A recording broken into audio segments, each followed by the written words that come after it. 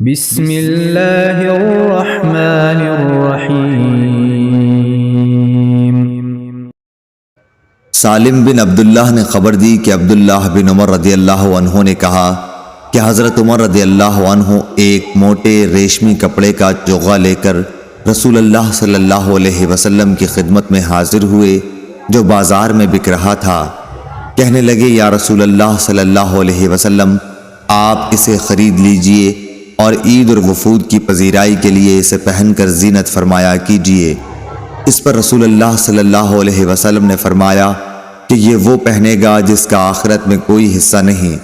اس کے بعد جب تک خدا نے چاہا عمر رہی، پھر ایک دن رسول اللہ صلی اللہ علیہ وسلم نے خود ان کے پاس ایک ریشمی چوغا تحفے میں بھیجا۔ حضرت عمر رضی اللہ عنہ نے اسے لیے ہوئے آپ کی خدمت میں حاضر ہوئے اور کہا کہ یا رسول اللہ، آپ صلی اللہ علیہ وسلم نے تو یہ فرمایا کہ اس کو وہ پہنے گا جس کا آخرت میں کوئی حصہ نہیں، پھر آپ نے یہ میرے پاس کیوں بھیجا؟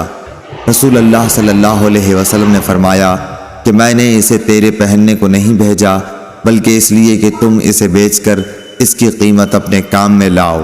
صحیح بخاری حدیث نمبر 948۔